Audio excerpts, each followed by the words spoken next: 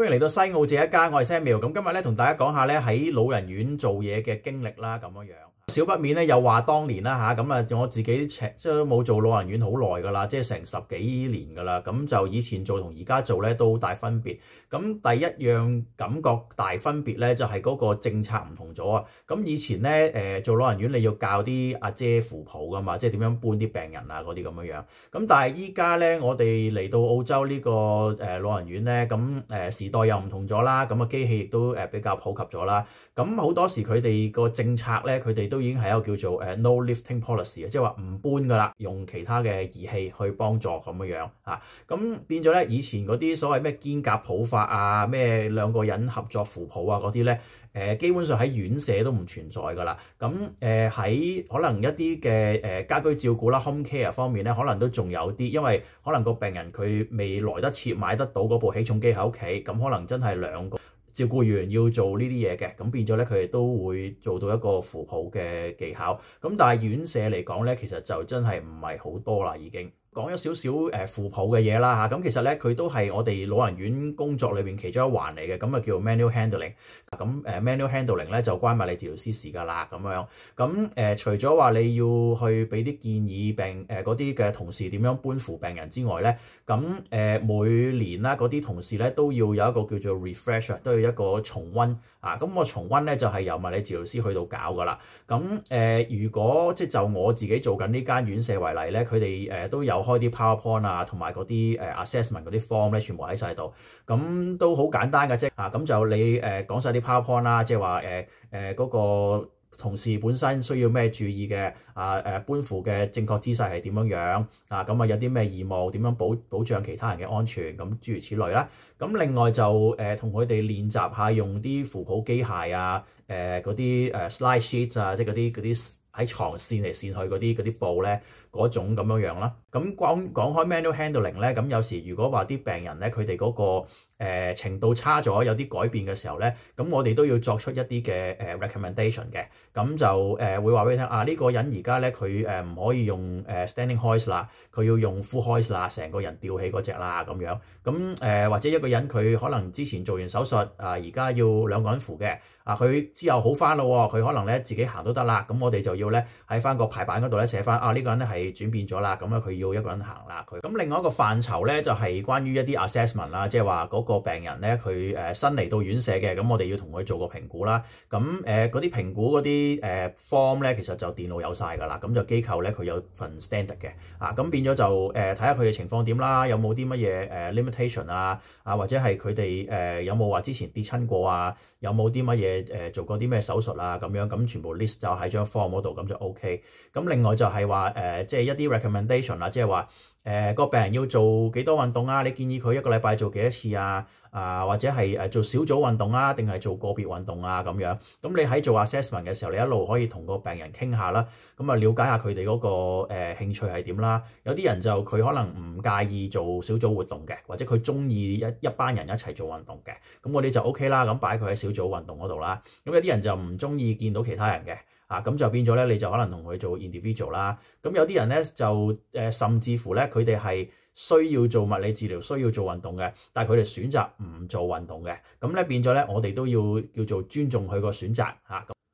嗱，咁呢度咧就牽扯到一個 point 啊，就係話叫做選擇啦。咁喺呢度咧就好重視病人嗰個選擇嘅，即係話佢選擇佢係中意坐喺度，坐喺張凳度全日唔喐嘅，咁你冇得逼佢嘅。咁你勸佢，你可以勸佢，咁但係佢唔聽就唔聽㗎啦，咁樣咁類似情況都有唔少嘅，譬如話有啲人要限水啦，心臟唔好要限水，咁變咗咧佢哋都唔理㗎啦，我個口渴我要飲水啊咁樣，咁可能一日限1.5公升嘅，咁佢可能飲足2公升啊，或者自己偷偷收埋去買啲水啊，擺喺度收埋啊，咁都唔定嘅，咁變咗咧就都無可奈何啦。咁就呢個情況咧有啲 form 要簽嘅，咁就個院舍同佢簽啦，一叫做dignity of risk 嘅，即係話係有尊嚴地去接受一個嘅風險，咁類似咁嘅意思啦嚇，即係個病人明白個風險。我哋就解釋咗俾佢聽啦，咁但係個病人都話我了解，但係我願意咁樣去做嘅，咁變咗大家咧就叫做免除咗一啲嘅責任啦。佢又明白個責任係要負上嘅，我哋亦都提醒咗佢嗰個唔做呢樣嘢嗰個危險性啦。咁但係另外一個大份嘅嘢咧就係叫做 fall prevention 啦，其實都同我哋啲 exercise 咧就都有啲聯繫嘅咁就嗰啲病人跌低咗咧，跌親咗咧，咁咧你都要去埋去做下啲assessment 啊咁樣啦。咁有時譬如話即係有我翻 part time 為例啦，咁我唔係日日都喺度噶嘛，咁啲病人真係跌親啦，咁啲護士評定咗，咁跟住佢都會寫張 referral form 俾我嘅，咁有時上去望下佢係咪真係或者有冇啲乜嘢嚴重嘅受傷啊，有冇斷到骨啊嗰啲嘢咧，咁嗰啲時間咧其實一啲 physio 嘅 knowledge 咧都派得用場嘅咁另外就即係 mon 住啦，即係話嗰個跌嘅水平啦，即係會唔會話呢個月特別多人跌咧咁樣？我自己覺得啦，一啲行得走得嗰啲病人咧，就真係 mon 得緊啲會好啲。咁有啲真係佢 back 班嘅，咁其實都跌嘅機會都唔係好高啦。咁喺 fall prevention 扣連一樣嘢就係 exercise 啦，都係。咁變咗咧，有時都會即係如果佢哋跌親或者成咁都會同佢哋即係做翻啲 individual exercise 啦。咁或者一啲真係未跌嘅要預防嘅，咁我哋都要搞翻一啲叫做 exercise class 咧，俾嗰啲即係有危機會跌嘅病人啦咁樣咁其實呢啲就大家即係香港又好，澳洲又好，都係差唔多咁嘅做法啦。咁就再一範就係pain relief 啦。咁 pain relief 咧就其實唔係特別好着重嘅，依家就咁好多時嗰啲病人有痛嘅時候咧，嗰個院舍都會俾止痛藥啊嗰啲佢食噶啦。咁因為大家都即係叫做見到嗰啲痛咧，其實好多時都幾 terminal 噶啦，都冇乜得搞嘅，咁令佢舒服啲咁解啦。咁但係 as physio 咧，咁其實就你可以睇下，譬如話邊啲 case 可以做多少少啦，幫下佢咁譬如話有啲敷下 hip pad 會好嘅，咁咪同佢做個 hip pad 咯，或者做下聽士機或者有啲同佢做下 manual 嘢按摩下咁甚至乎有啲係唔喐令到佢痛嘅，咁鼓勵佢喐多啲咯咁樣。好啦，咁講下個工作環境啦。咁其實都大家都好 friendly 嘅。咁可能即係唔同嘅同事有唔同嘅 style 啦。咁我自己做開嗰間咧就即係大家都好 friendly 嘅咁就都好緊密。咁就個院長啦，個護士長啦，咁都係啲好 talkative 嘅女人嚟嘅。咁變咗就成個 team 都係好 talkative 啦即係好多女士喺度就一定係噶啦3個女人一個去啊嘛，係咪咁另外都其實有唔少新移民過嚟做嘅。個院舍就比較多係一啲不丹嘅移民嚟到做嘅咁所以你都見到一啲亞洲人嘅面孔啦去做。咁carer 方面就頭先講啦，有不丹嘅人啦，亦都有啲即係譬如話local 嘅人去做咁樣咁呢度做護理員咧，其實就有啲 course 要上啦，好似香港咁樣啦。咁呢啲護理員呢啲工咧，順帶一提啦，咁其實讀呢啲 course 咧喺澳洲即係西澳呢邊咧係完全唔使錢嘅。咁而因為人手咁短缺嘅關係咧，你讀到差唔多尾段咧，嗰啲老人院已經咧招手噶啦，係嘛？你嚟我度翻工啦，你嚟我度翻工啦咁樣。咁所以咧就做護理員咧，其實就都幾渴求嘅喺呢個市場裏邊。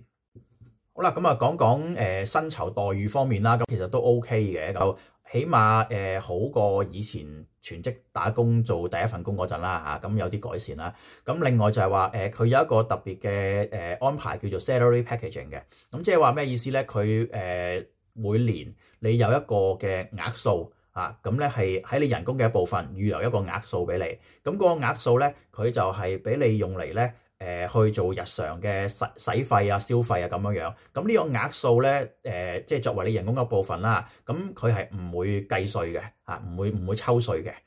咁意思即係話咧，你有一份人工你當佢分開咧A 同 B part 啦咁樣。咁B part 就係你嘅 salary packaging 啦。咁 salary packaging 呢一 part 咧，咁佢就唔會計稅嘅，咁佢就淨係計你 A part 嗰邊嗰啲稅咁樣。咁所以你出糧咧，佢就有兩個戶口啦。咁一個咧就入落你銀行啦，咁另外一個咧就係入落去一個叫做 salary packaging 嘅戶口嗰度咁有唔同嘅玩法嘅。咁有啲人就用 salary packaging 嗰啲錢咧，譬如攞嚟供樓供車交保險諸如此類啦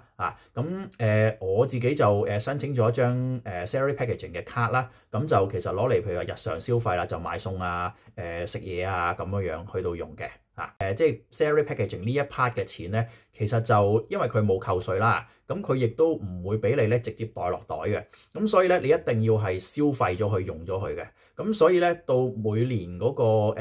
財政年度咁上下嘅時間咧，我記得係3月尾到啦嚇，咁 for salary packaging，咁佢會提醒你嘅，佢話喂，你個戶口裏邊咧仲有啲錢未用晒喎，如果你唔用晒啲錢嘅話咧，你嗰個額度咧會掉咗落去下一年嗰度，咁變相就你下一年嗰個 salary packaging 嗰個額度咧就會少咗啦，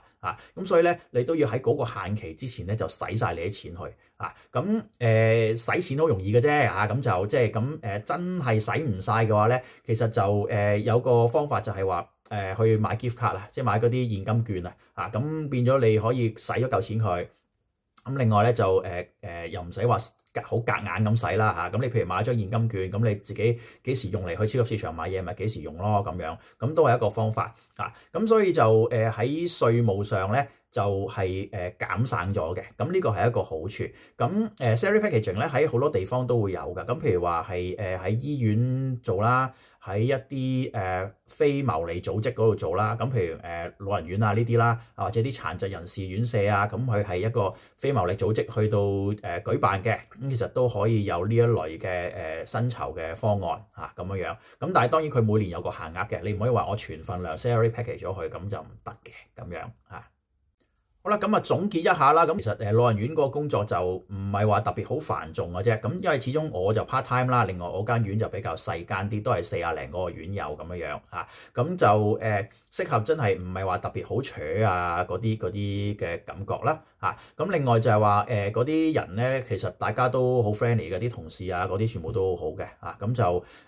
薪酬方面亦都係唔錯啦嚇。咁所以就好 depends 啦，即係話如果你有興趣，譬如話簡簡單單又唔想話太扯嘅，咁可能工方面咧可以考慮下老人院嚇。咁同埋就其實講真咧，老人家真係好好傾嘅，即係個個都好 nice 嘅。即係除咗有啲真係嗰個腦筋唔係好得啊，或者本身脾氣比較去難相處之外咧，咁其實普遍嚟講咧，大家都好中意物理治療師嘅，所以就一個幾 friendly 啦，幾舒服嘅工作環境啦，咁人工亦都唔錯啦，咁樣咁可以都俾大家去一個考慮咁即係話如果有啲老人院舍嘅工咧，大概會係咁嘅樣嘅。